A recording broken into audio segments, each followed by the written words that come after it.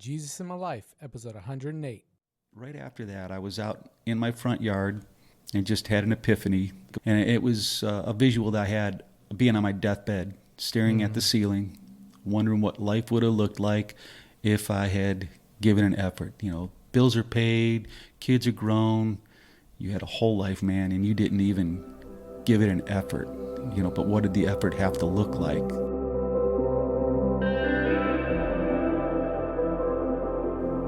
Welcome to Jesus in My Life, a podcast with Rob and Jack, where we interview everyday people like me and you about their extraordinary experiences with our Savior, Jesus Christ.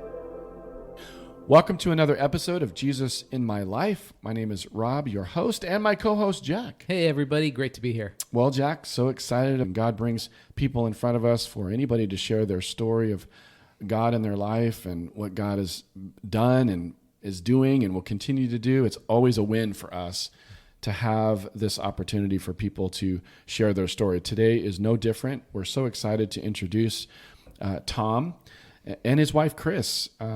I met Tom and Kris at a recent art show that our church sponsored and got to talking. One thing leads to another. And I said to them, I've got to have you guys on our podcast. And so that's sort of the abbreviated version of how we met. And now here we are today. Tom and Kris, welcome to the show. Thank you. Thanks so much for having us. Yeah, well, it's really good to have you on the show today. Thanks. Tom, we're going to focus in on your story today. Kris, you're going to be part of that because there's no way you're not, right? Married. How long have you guys been married? Almost 30 years. 30 years, yeah. Yeah, Your been stories together are quite a while. intermingled. That's right. But we're going to start with you, Tom. Tom, can you give us a little bit of a background of where you came from and what role did God play in your life in your early... Sure. Yeah, so I'm from Cleveland originally. When I was young, my father said, what do you want to be when you grow up? I said, I want to be an artist. He said, you can't be an artist. It's too competitive. You'll never make it. But I'll back up. I was raised Catholic. Okay. Went to Catholic grade school, altar boy. We were pretty involved with the church. My brothers and sisters led worship. Oh, cool. Yeah, but I kind of fell away from that. Eventually would go to church, but then through high school, gradually fell a little bit more and more away. By the time I started college, you know, I wasn't really going to church anymore and was partying a lot. Looking back, can you trace the reason why you think you may have gravitated away? I also was raised Catholic and went to Catholic school from K to 12. And so I did have a strong sense of God, the reality of God. Yeah. But I didn't have a relationship. And I think that's partially the reason I drifted away. But I'd love to hear if you've been able to identify why. I think it was probably just that I was a young man. Okay. Right? Yeah. You know, and just lost interest. I still prayed. Oh, cool. Okay. You know, there were definitely times where I was on my hands and knees praying for hours at a time. Okay. You know, I didn't lose my faith in God. I didn't really go to Jesus. I didn't really go to God through Jesus so much. Right. I guess I didn't really understand that as much as I do and the importance of that now. So the partying started. Again, my dad said, you can't be an artist. Yep.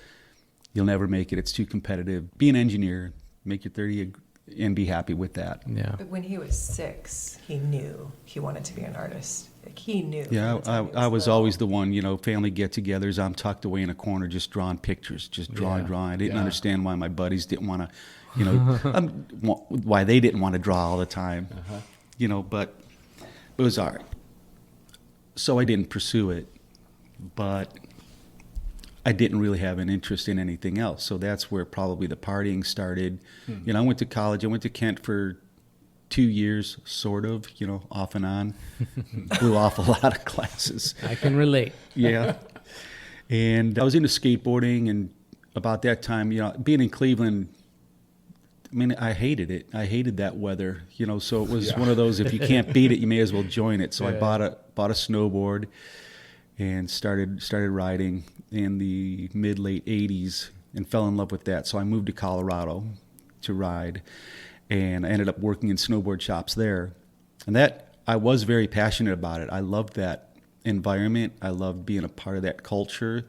There were definitely parts of the culture which weren't necessarily healthy, but at the same time was pretty harmless. I made some really great lifelong friends through that process. In fact, I'll share this with you. This is so cool. Earlier this year, a buddy of mine that I used to hang out with a lot, we were hired on the same day. We're still good friends, but he texted me at the beginning of this year. He's like, hey, I stopped drinking and stopped smoking weed. And I'm like, really? No kidding. What's up? He's like, yeah, I'm following Christ now. Amen. Oh, amen. Yeah, right. And I'm like, you got to be kidding me. I said, you, Russ? And he didn't know that I was a believer and that I have been for many years. Yeah. And so he had no idea. So now he lit up. He's got all these questions for me, in the beginning, but now he's on fire, and he's watching our church online every Sunday. That's so great. Yeah, it's great. So you just never know. But back to that, where was I? Well, you joined, you're snowboarding. You got in that industry. Oh yeah. So he did a lot of art in snowboarding. He did graphics for snowboards. He would just give it away. Well, did you kind of like how they have on like skateboards? There's designs on the board. Mm-hmm. I did a few of those. Oh, that's awesome. Our shop put out some. They'd give him like a free snowboard. Yeah. Oh, nice. And he did these amazing drawings. It was cool, and what was really cool is Never Summer is out of Denver, and my favorite snowboards. They're, in my opinion, the best boards on the planet, and I got to do a few graphics for them. Wow. T-shirt designs, and what they would do is they would cut up the bases of their boards to test their epoxy, see how things were holding up, and then they'd bring me those cut up boards to repair them, and they would give those boards to their B team riders. So it was a good relationship, and I still love riding those boards more than anything. We're all on a Never Summer, so I guess I'm kind of off on a tangent there. Our son is too. We all have our Never Summer boards. Yeah. Love it. No, that's great. That's awesome. But through that, I met Kris. Because I got free passes to ride with him. Yeah, free snowboards. Lots of swag. Yes. No, that's not why, but it didn't hurt. Yeah. That's great. So met Kris. She was a graduate student at CU for speech pathology. And we had our daughter. And we got married. We kind of did things backwards a little bit, right? It happens. Yeah. And we had both kind of wandered away from God. Yeah, we both did. When I was dating girls before I met Kris, right? I'm living in this studio apartment. I don't have a car. I don't have a phone. I'm making like $9-10 an hour. $7. It was, I had very little, right? Dating, and I'm like, this is just, it got to this point where I was like, this is worthless. And I was, with as little as I had, I was still very content. Yeah. And I went to God. I was on my hands and knees. It was one of those deep prayers, just saying, Lord, thank you for all that I do have, and I would much rather be alone than to make stupid sacrifices and try to make a relationship work out of nothing. I'm like, I'm done, and stop seeing some of these girls, and I prayed, and I was like, God, this is my list. This is what's on my list, and if I don't have everything on this list, then I'm not going to waste my time. And I swear, within 2 weeks, Kris and I start hanging out. Nice, right? And I'm like, this. All right, this is pretty crazy, because I know that our listeners cannot see Kris, but she is beautiful and athletic and intelligent. She was everything on that list, and that's kind of what scared me. I'm like, I know she's got half of Colorado wanting to date her, and right. But nobody was you, though. Nobody was you. Well, thanks, honey. You were cooler than everybody. But thank you. And you had snowboards. Yeah. We started hanging out, and I knew that she was like next level, and I knew who I was, and I knew where she was at, and I felt myself falling for her. We were snowboarding together. We were just friends at first. You were the only guy that didn't want to date me. You just wanted to be my friend, and I was like, what? Well, that what? came about because when I felt myself having feelings for her, He hit and them. it wasn't just physical attraction. It was like, man, that was one of those long prayers. I was on my knees for 3 hours. I can remember where the sun was on the wall coming through the window. And by the time I was done with that prayer, the sunlight coming through the window was behind me. You know, it was a long prayer. God, what do I do? I'm falling for this person, and I don't think it's a good thing right now. He didn't want to get hurt. I didn't want to get hurt. Right. Yeah. So so it came clearly to me. Yeah. She does not need someone else chasing after her. She needs a friend right now. Like she said, she had been through a divorce, and she was alone in Colorado. She just needed a friend. And I'm like, all right, that's as hard as that might be. I'm just going to focus on being her friend and being someone she can turn to. Well, so he played hard to get. and that's what it turned out. It turned out like, that I was playing hard to get. Why isn't he hitting on me? Yeah, I was confused. I was like, does he want me to be here or not? So that's what made me start to pursue him a little bit. And also, I couldn't call him. I'd have to just show up.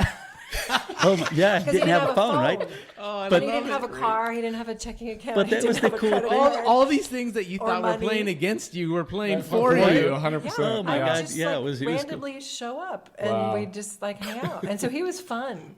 My back door was always open, and every day I'd get home from work, there'd be somebody else sitting on the couch waiting for me to get home, and I'd cook dinner, you know, because it's just the guys. We were just hanging out, and I loved to cook even back then. I'd make pot roast and fettuccine Alfredo, and we would He's just feeding all these eat, snowboarder and we'd guys. party, and we would play hacky sack out the front door. There were a lot of good memories for sure. And like I said, I'm still good friends with many of those guys, and that have really become incredibly successful.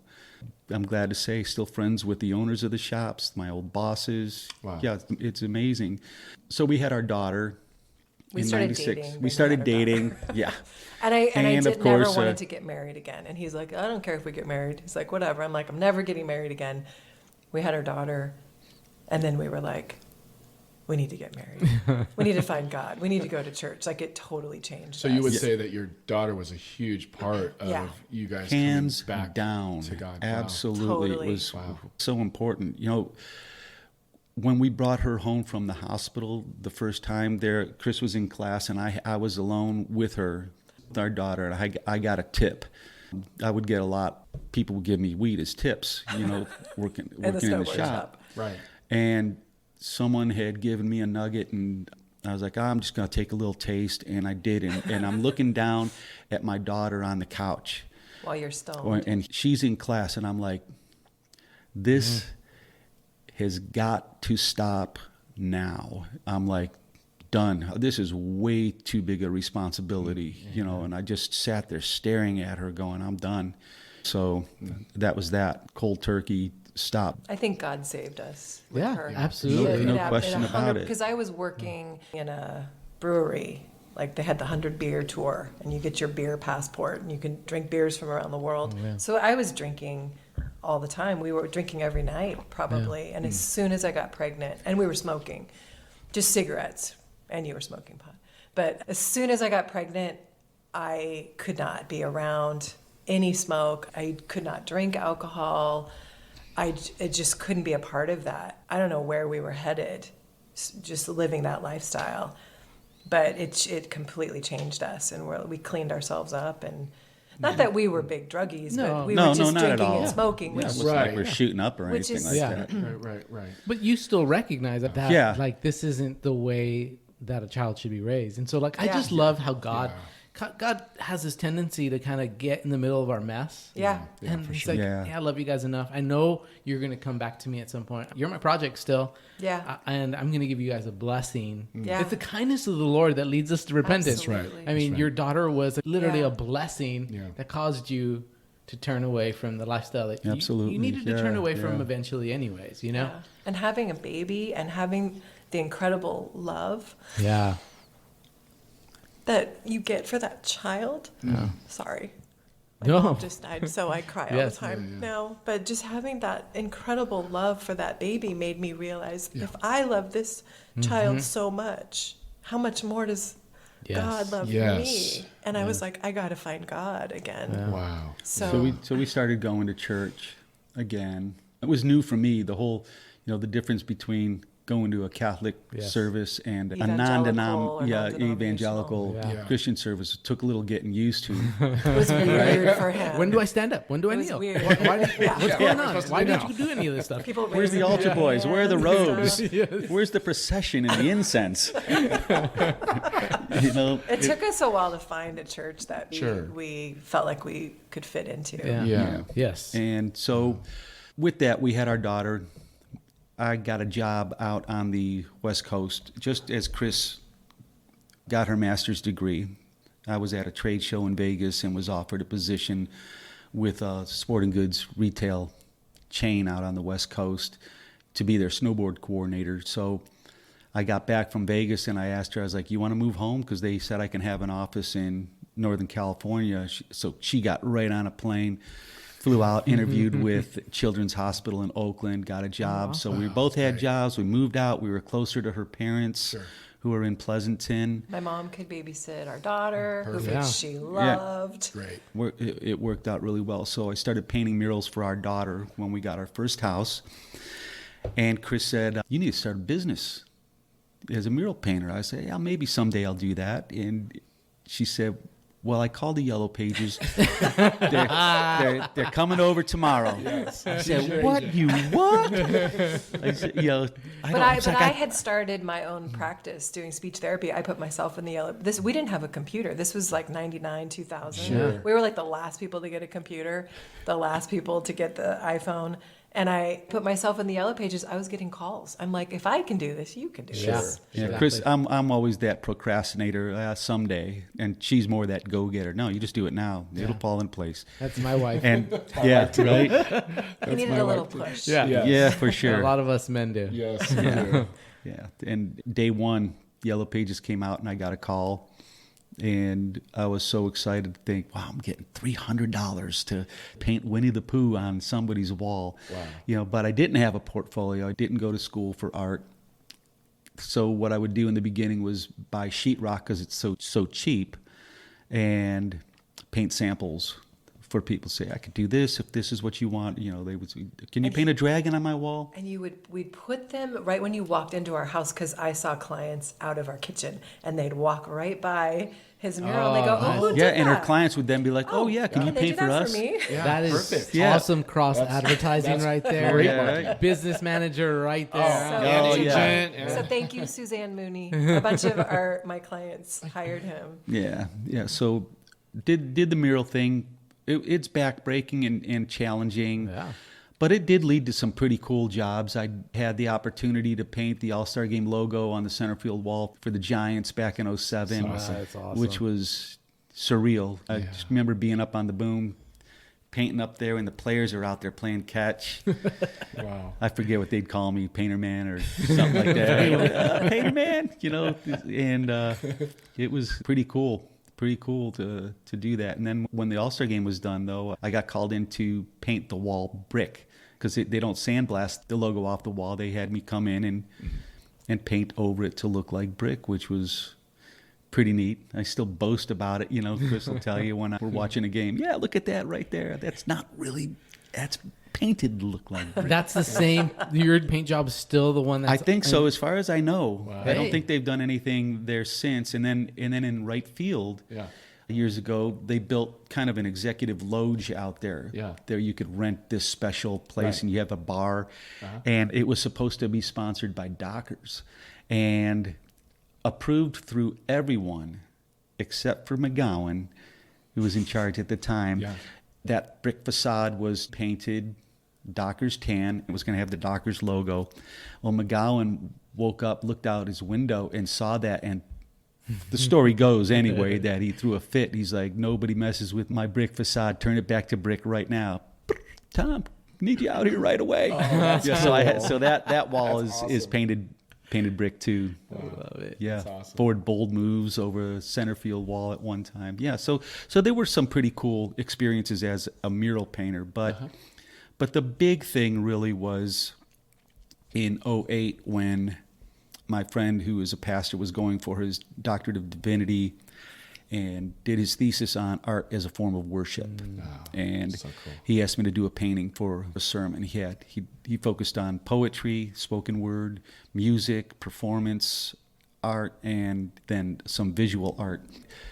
But I turned to Kris. I said, "What should I paint? I'm used to painting walls. I don't paint canvases." And she said, "Why don't you do an abstract?" I said, "All right." So my buddy, my pastor, Jeff Reed, amazing man, amazing poet, amazing pastor, definitely anointed. I took one of his poems and did an abstract interpretation of that poem. And so I needed to explain the painting to him before he could prepare for his sermon. So on a prior Sunday, I let church leave. Everybody exited, and I went out to the truck and brought it in, set it on the ground, and we sat down to talk about it and talk about the images in the painting. Kris was standing maybe 10, 15 feet behind me, and an older woman was standing next to her, and Kris turned to her and said, "Do you have an interest in art?" And she said, "I've got multiple degrees in art. I'm a retired teacher." She said, "I can tell you that 100 people would have tried this painting and not come close to pulling it off, but he's pulled it off." She said, "I don't know him or what he does, but I can tell you this is what he is supposed to be doing." And so that confirmed it. That really did confirm that I'm supposed to be an artist, right? And I'm assuming that was important for you because you had the other important voice in your life from when you were young, where your dad said that you shouldn't be an artist, right? Yeah. So it's one thing when you get your family and friends that tell you can and that you should. Yes. Yeah. But to get that unsolicited affirmation from someone that knows art, it's like, maybe this is the time I should listen. How many times we say, someday I'm going to learn to play the guitar or the piano. Someday. I was like, all right, well, I wondered then if I could take these shapes and make a recognizable face. So my musical hero is Dave Brubeck, and I started there. So I did an experiment, and it worked. It was crude, but it worked. And right after that, I was out in my front yard and just had an epiphany, so to speak. And it was a visual that I had being on my deathbed, staring at the ceiling, wondering what life would have looked like if I had given an effort. Bills are paid, kids are grown, you had a whole life, man, and you didn't even give it an effort. But what did the effort have to look like? So I really, like the little drummer boy, just looked up to God, and I said, "God, thank you for the gift. I know you gave me a gift, and I'm going to commit to this. I don't know what it looks like. I have no idea what I'm doing, but I want to commit it to you, and I just ask that you use it for your glory and help me to pay the bills with it, someday. We'll see." So, yeah, like the little drummer boy playing, it's my gift for you. You use it how you feel it necessary. So I committed.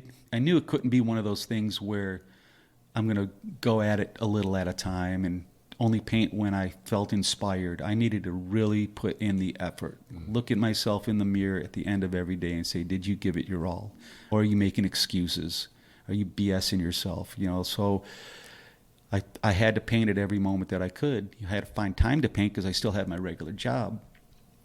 So that time was in the evenings and 4 a.m. I'd get up. The alarm would go off, and I'd be like, I don't want to get up. But I would then ask myself, how bad do you want it? And I'd say, I want it. So I'd get out of bed, get that first step out, and go to the kitchen and make my coffee. And by that was about enough time where I was pretty much wide awake at that time. Have my coffee, sit down, and start painting. It became incredibly spiritual time for me. It was quiet. It was dark out. And I did a lot of praying, over a lot of those early paintings. And I started to think to myself, I might be onto something. What if something really happens with this? This is, it might not be that far-fetched. But I never wanted to get caught up in it being about me. I want to make sure that I kept the focus on God and honoring Him. So I started to burn a candle. Yeah, Tom, without getting ahead of the story, during that process, I think there's something there that maybe even for our listeners, this could be like speaking right to them. As you're processing through that, what if this is something that that God wants me to do, and, Yeah. and that it could actually take off.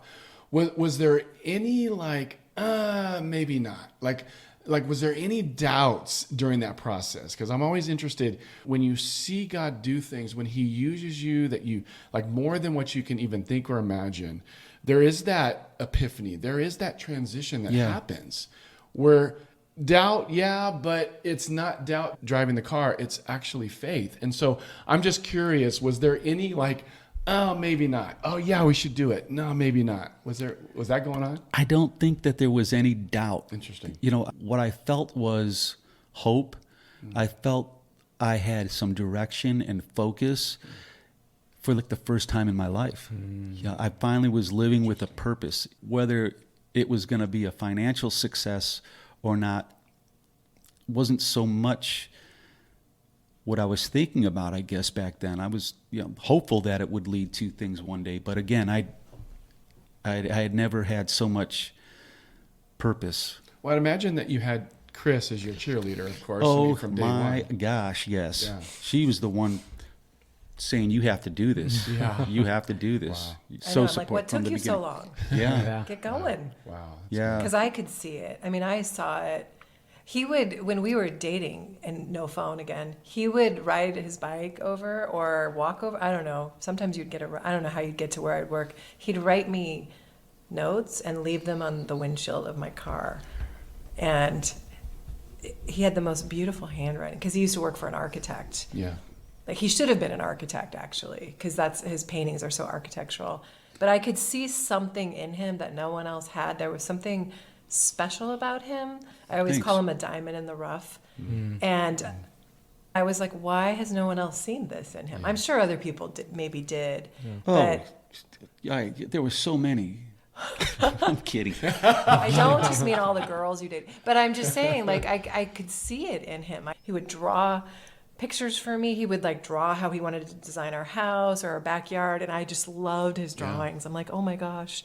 Like I fell in love with his handwriting and his drawings, I guess. Wow. I don't know. Yeah. But he's just got a brilliant mind. I always say he's a genius. He's kind of an idiot, but also a genius. Like the nutty professor. Like so smart, but doesn't see obvious things that I see. But that's why we're together. We balance each other. Yeah, that's good. But he's so brilliant. And I was like, Well, thanks for that. yeah, you need to pursue this because you definitely have it. Well, I really did start to believe that I could be onto something, and again, didn't want to lose focus on God. And I thought, well, what if this does blossom into something? So I started burning a candle next to me as a reminder, silent but visual and present to me. So every time I'd look down at my palette and my paint, I'd see the candle and just remember to stay focused. This is about him. It's not about me. And I still, to this day, break out an electric candle. It's a little lantern that I turn on at least a couple times a week. Just remember, it's not about me, because by this time, my name's sort of getting out there a little bit. Sure. At that time, when I started painting, Facebook had first started. Yeah. Okay. And I started posting everything that I was working on online. And through that, a senior vice president of a large corporation saw my work, and I was invited to be the artist in residence for this company that manages all the properties for Target, Kohl's, Marshall's, TJ Maxx, Chipotle, Bed Bath Beyond. It was huge, and they sent me around the country to create community art projects based on the way that I paint. So cool. It was a heck of an honor. And they sent me to Art Basel in Miami. It's the largest art show in the world. It happens in 3 different locations every year internationally. But anyway, I was featured at the world's largest chalk festival in Pasadena. We met a young gal there. She was an artist, but she was also the server at the restaurant that we would go to while we were there. We didn't really think much about it. Kris is the one that connects with everybody and gives out, emails. Right. And we got to stay in touch. Let's stay in touch. Well, the residency ended with this corporation after a year, and there I was in my dining room and praying, God, that was awesome. But how in the heck are you going to top that? How are you going to top that? And So good. That's Right. actually, he probably laughed when you said that, right? oh, I got a feeling. Yeah. Yeah. I didn't know what I was asking Yeah, really, Yeah, right. because I swear, within 2 weeks, I get an email from this gal that we had met. And she said, I never mentioned I'm an intern with the Ryman Arts Foundation, and we are going to be having a fundraiser. I'm wondering if you'd want to participate. We would take half of whatever sells for you. Something sells for, $4,000, we take $2,000, that type of thing. So I saw the email and I look up Ryman Arts Foundation. I turn to Kris. I'm like, holy cow, this is sort of a Disney thing. Herb Ryman did the original drawings of Disneyland for Walt so that he could get the loans to build Disneyland. Wow. Ryman was just big deal. And I'm like, absolutely, I'll participate in that. So the event was at the home of Marty Sklar, who was the original CEO of Imagineering. He was Walt's right-hand man. And I didn't even know this. I didn't look that far in advance, so I'm there in his house in the Hollywood Hills looking at him. I'm like, Kris, this guy must be somebody with Disney. He's got his office full of Disney memorabilia, and it's roped off. And I'm like, dang, I had no idea where I was or who I was meeting. And as I'm standing at my wall of art, that intern was standing with a smaller woman, and she's pointing down at her, looking at me from a distance, saying, she wants to meet you. I said, bring her over. So she introduced us, and we got to talking. She loved my work. She loved you. And really, really, we hit it off. She really liked me and my family. We were all there. Kris and the kids were both there. By now, we have got a second child, our son, Kellen, who is he was 9. He's a sophomore now at Jessup U. Okay. So we get to talking, and within an hour of conversation, it came up that Kris asked me what I wanted to do for my 50th birthday, and I told her I wanted to go to Disneyland. And this woman says, oh, have you ever been to Club 33? I said, no. You don't just walk into Club 33, right? It's one of the most elite clubs in the world. It's impossible to go. And she said, well, I'll tell you what I'm going to do. I'm going to make this the most special birthday of your life. I'm going to give you and your family 4 3-day park hopper passes. 2 of those days are going to have private guides, so you'll have front-of-line privileges. I'm so jealous right now. I know. Right? I'm It was ruined. I incredible. can never go back to Disney. It was amazing. Without a tour guide. I'll never forget going onto the Matterhorn, right? And we would get there, and there's the line. The line goes around the mountain. Yes. And we'd enter through the exit. With our tour guide. Right. And so we go in, we get right on, we ride the thing, we get off, and our son says, I want to do it again. And the guide says, you want to do it again? Yeah. The people have not moved in line. Same and they're people. watching us go through the exit again and getting right back on it. Can you imagine? So terrible. Oh my gosh, I was kind of shielding my face in embarrassment, but They're probably going, who are those people? yeah, right. Okay. Right. That's And she famous. said, Tell them and it's easy. I'm going to take you to Club 33 for your birthday. So we're on this trip, and we were in line for Soaring Over California, and she says, oh, I don't know why I didn't think about this sooner. I know just who needs to see your work. CEO of Disney Fine Art, the official publisher of Fine Art for Disney. Wow. And I said, yes, he does need to see my artwork, doesn't he? Yes. Matter of fact. And so she said, we have to do it the right way. She said, I'll make an arrangement to meet with him, and I'll show him your work, and if he likes it, he'll call you, and if he doesn't like it, he won't call you. I was like, all right. So we had a friend who's a realtor, and she would have me sometimes paint houses that she was trying to flip. So there I was at this house, rolling paint on some walls, schlepping away, and I see the phone ring, and I'm like, Los Angeles, watch, it's probably that guy from Disney, right? Yeah, hello, this is Tom. He's like, yeah, it's just that guy from Disney. I was like, what? So that was What? December. This is May. So you 5 months later, you're waiting and waiting. Yeah, and yeah, waiting. wondering if anything's ever going to happen. He said, yeah, I saw your work, and we'd love to meet with you.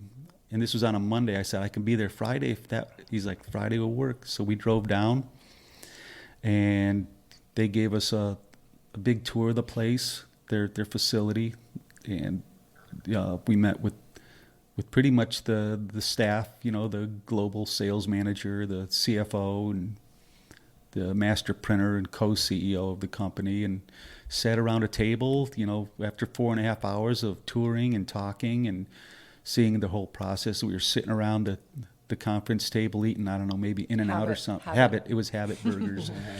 And I said, so now what do we do? They said, now you go back to doing what you do every day and keep painting. And just keep painting, and we'll talk about you, and we'll let you know what we decide. I'm like, that's it. I was hoping to sign a contract or something then and there. Before you leave, I think it was a year later that they gave you a contract. It was 9 months. So, and of you waiting, did 10 right? Disney paintings. And I'm painting these Disney paintings and sending them pictures, and they're like, "Yeah, it looks great." Yeah, it looks great. And so I'm getting more and more frustrated, and I can remember lying in bed praying, God. And I swear my prayers, I was surprised that the household couldn't hear my prayers because I was almost screaming at him. God, what the heck? why aren't you answering this prayer? I'm doing all I can, please make something happen already. Yeah. And then eventually, though, I did get a call. We're going to launch you at Disney World. Oh, we were losing the house at the time. We were in the middle of losing our house. That's why you were frustrated. Because we lost our house. Oh, that too, yeah. Through that process. And then there's that. Yeah. That's a side We were note. doing a home modification asterisk. loan. They took advantage of us. We lost our house. Yeah, that's another story. But that's okay. That's for another podcast. No. That's why you were frustrated with God. You're like, you got to make this There was a lot of happen. frustration at that time. Sure. But he answered, and so now that's what I get to do. So I still do my non-Disney stuff too. My reputation was built as a portrait painter, using these shapes. He's in a gallery in Hawaii and a gallery in Carmel. Yeah, for that stuff. But Disney takes up most of his time. It does. But they do an amazing job of promoting me. Yeah. It's making a name for him as an artist. Yeah. So that's why Disney's been so good for him. Wow. And you're blowing up on YouTube right now. Yeah, the story was documented. A short documentary was made.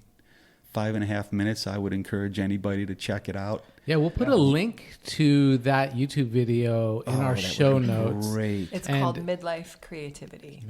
I love it. That's yeah, great. Midlife blown up in crisis. two months. It's over 100,000 views, and the comments are coming from, internationally. All the encouragement that people are getting out of it. Awesome. One guy even picked up on my dry erase board. I'm like, he could see that I had 1 Peter 4:10-11. About using your gifts, whatever you're called to do. If you're called to serve, serve in the name of God, and I don't have the whole thing memorized. I'm not a pastor. I'm not one of those guys that memorize things very well, but I do turn to it. But you know it in your heart. But I know it in my heart that we are supposed to use what we were given for His glory. Well, and the light of Jesus shines through you, brother. Such an encouragement for me personally, and I know for you, Jack. Oh, absolutely. I feel like this is the middle of my life right now. And that's exactly why I'm leaning over midlife, to you. Repositioning. Yeah. There's new life even in the middle of our life. Yeah, right. If we listen and obey to whatever Jesus is calling us to do, even when I'm sure it was scary. You had, I mean, we barely touched on the fact that you were potentially losing your house. You're a dad. You have 2 kids. Yeah.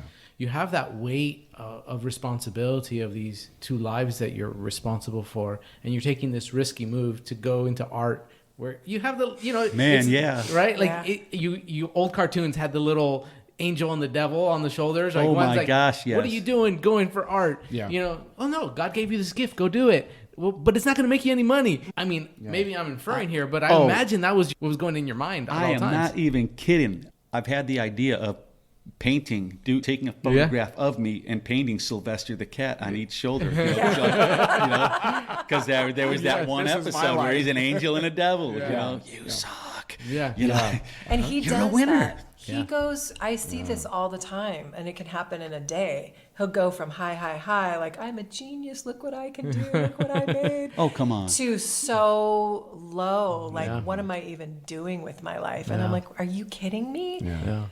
I think that's what I'm there for, to help pull him back up and make him realize, like, Bring the balance. Yeah, it's that artist mentality. You were made to do this. Can beat you up pretty good. But that's not alone to artists, right? Like Yeah. all of us feel that. I mean, as a podcast creator, I'm like, oh, this was such a good episode. I did such a good job editing it. It turned out so well. And then other episodes, I'm like, I suck. I should quit. I'm terrible at this. You know? And then I'm there saying, no, we can do this. Let's do this. Yeah. You got it. Yeah. You got this.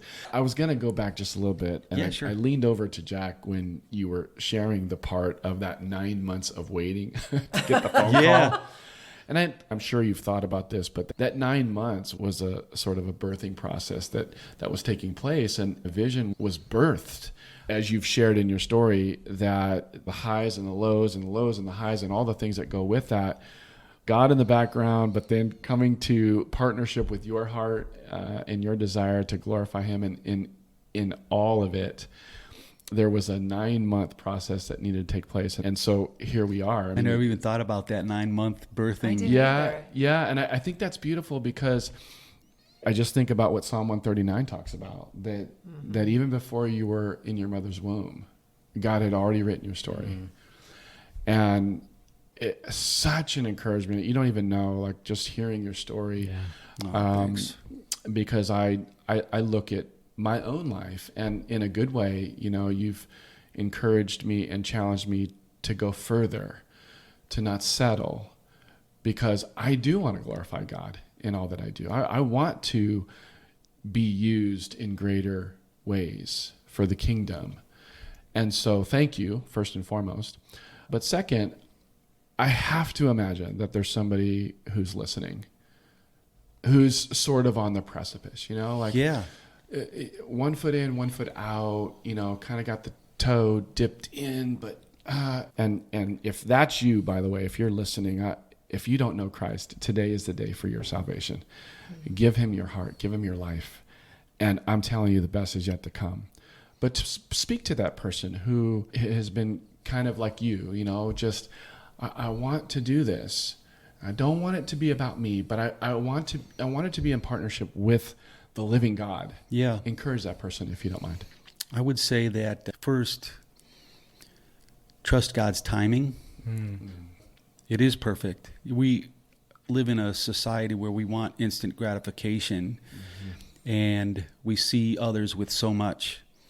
And so I would say, trust His timing, trust His plan for you.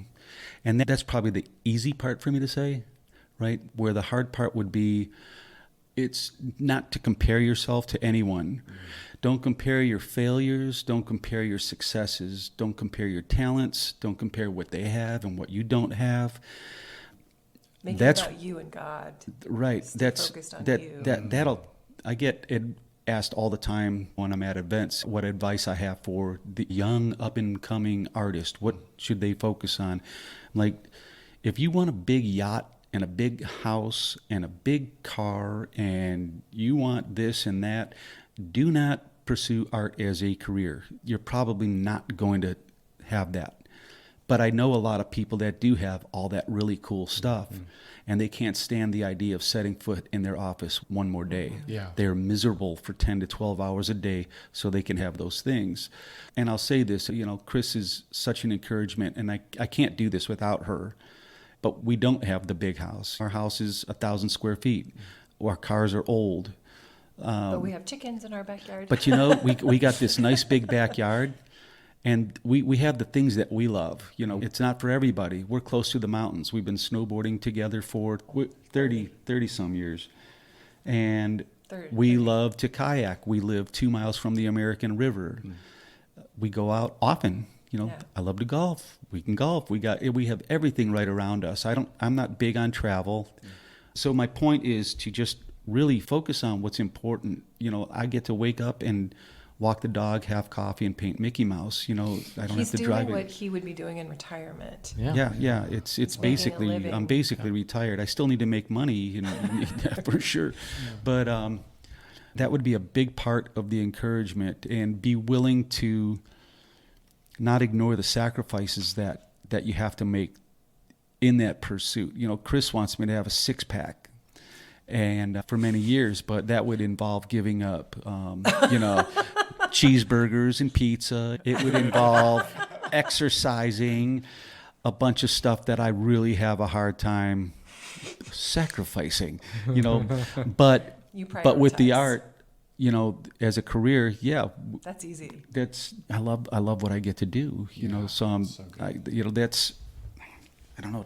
Do you think that helps? 100%. Yeah, I think it does. I think sometimes we adopt the dream that we think we should have because that's what society's told us. You're saying, go for the thing that truly satisfies your soul. That's right. That's it. I mean, that's Jesus and what he's gifted you to do. Amen. That's what my dad always told me. I have to credit Oh yeah, your my dad. He always said he wanted me to be a business major in college, and I hated it. But I did it, and I almost got the business minor, but I couldn't take the last class. I took 6 classes. I needed to take 7 to get a minor in business.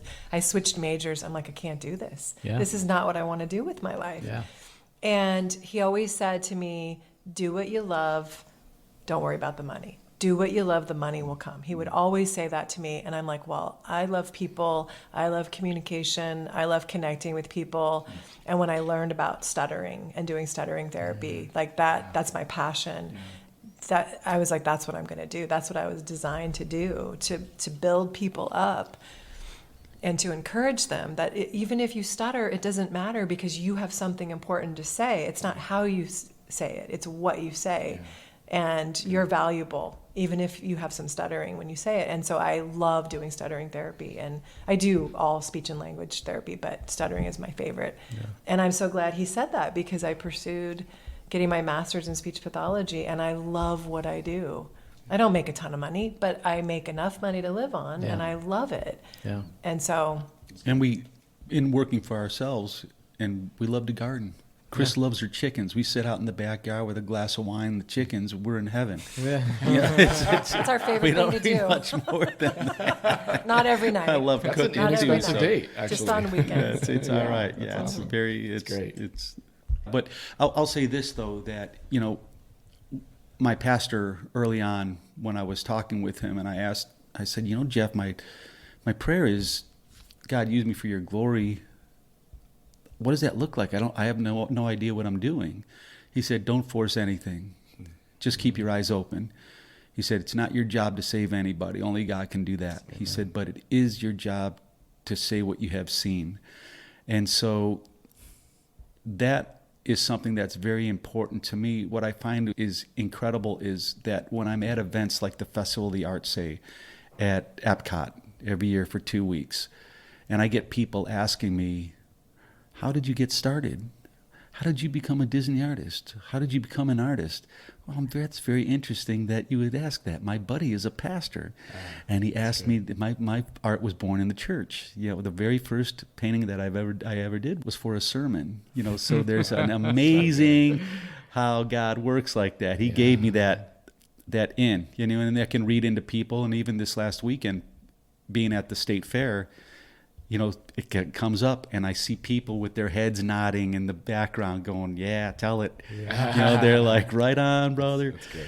Yeah, it's cool. But I had a pop-up gallery in Lafayette for a month, took over a retail space. And Jeff came in, you and he prayed over and so every Jeff painting. came in, he said, you know, for the next month, this is your church.